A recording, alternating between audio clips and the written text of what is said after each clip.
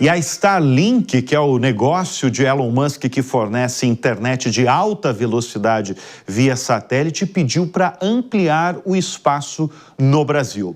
A operadora da SpaceX pediu uma autorização para operar 7.500 novos satélites de baixa órbita no país. Hoje, a empresa já tem 4.400 satélites que oferecem conexão para clientes brasileiros.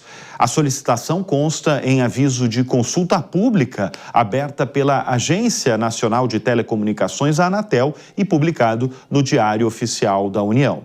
Por 10 dias, representantes do setor podem opinar sobre os cuidados que a Starlink deve tomar para respeitar abre aspas, vou ler o que está escrito lá, a justa competição e o acesso por diferentes agentes econômicos a esse mercado aí de internet banda larga, via satélite, né? Porque a gente só está falando aí o via satélite, como vocês estão vendo aqui no telão do Business.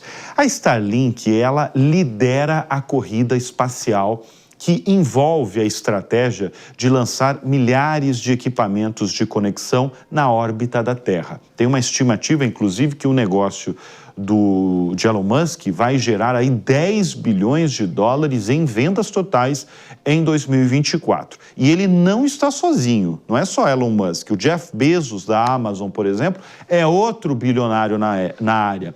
O projeto Kuiper tem a mesma premissa da Starlink, que é levar internet via satélite para localidades remotas do planeta.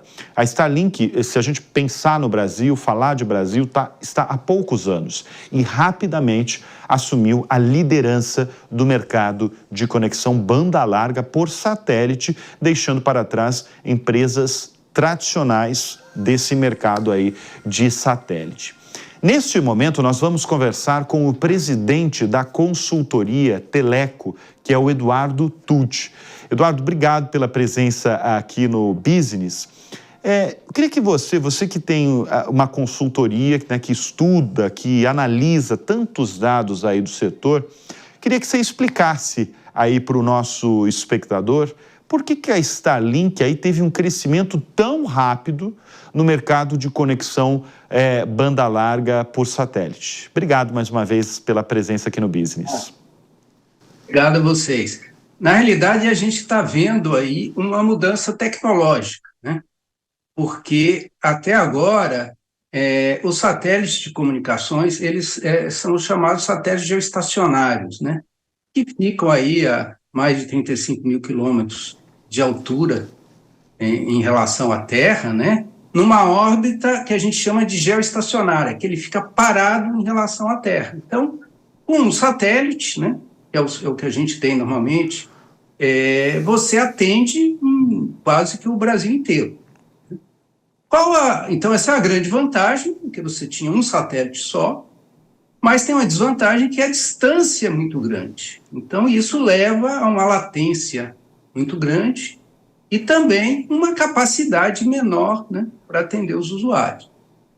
Os satélites de órbita baixa, como eles estão muito mais baixo, né, você tem uma latência menor e você consegue aí uma capacidade maior.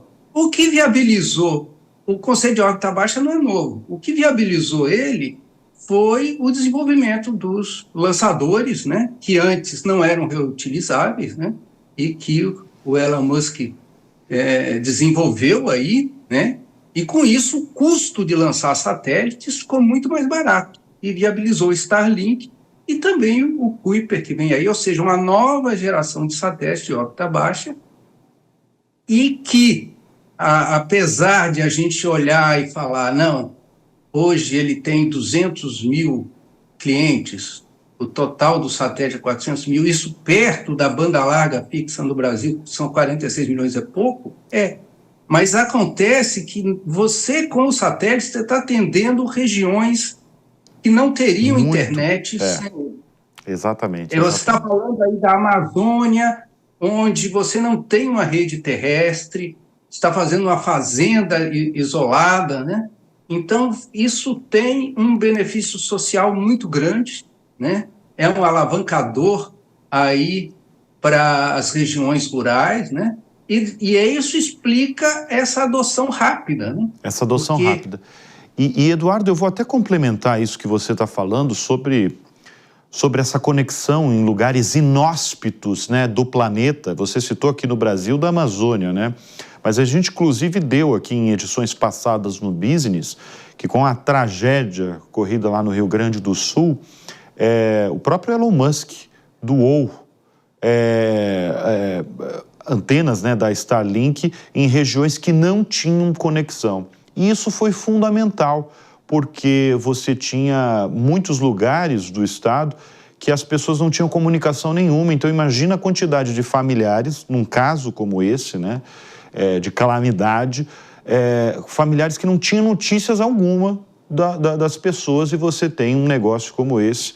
Então, eu achei interessante aí você fazer essa comparação dos números, né, Starlink com a banda larga, mas falar desse papel que tem da conexão, seja num caso como do Rio Grande do Sul e na Amazônia brasileira, né? E até porque ela é uma conexão que muitos estão botando em cima da caminhonete e quando querem falar, eles falam. Então, tem uma mobilidade, né, para situações como essa do Rio Grande do Sul, né? Agora, como é que está o ranking? Vamos falar de Brasil, né? O ranking hoje. Eu falei para a nossa audiência que a Starlink está na liderança. E eu tenho um dado da sua consultoria, da Teleco, que em maio a Starlink tinha 43,8% do total de 457 mil acessos aos serviços em todo o país, né? A segunda colocada estava com 39% e no total, basicamente, são quase 200 mil clientes no Brasil que pagam aí uma assinatura, mais ou menos, custa cerca aí de R$250 por mês, né? Como é que está o panorama e o ranking, Eduardo? Então, se a gente pega o mercado brasileiro, o satélite sempre foi usado mais para aplicações empresariais, né? Para conectar caixa econômica, suas agendas, quando não tinha uma rede terrestre boa, né?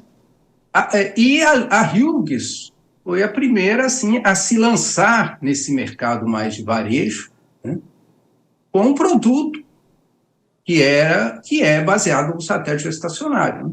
Que também foi muito bom para quem não tinha nada, começou a ter com a velocidade aí, que podia chegar a 20, 30 mega, né? Mas com um problema, com a latência maior, mas que foi um primeiro passo aí para atender essas regiões, e a Hughes era até maio a líder de mercado, né?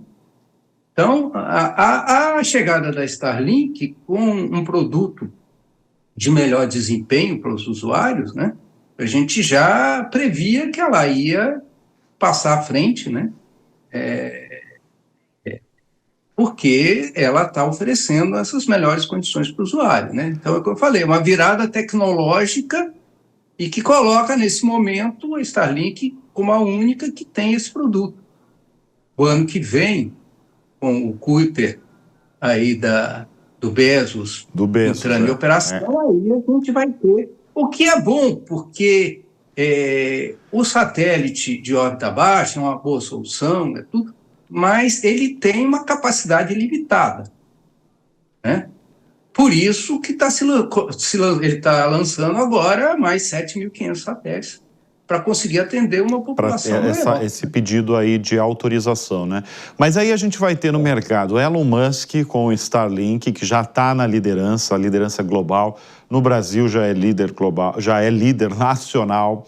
Aí você, como você bem lembrou, eu também falei no início aqui desse bloco de notícias, você vai ter Jeff Bezos da Amazon com o Kuiper.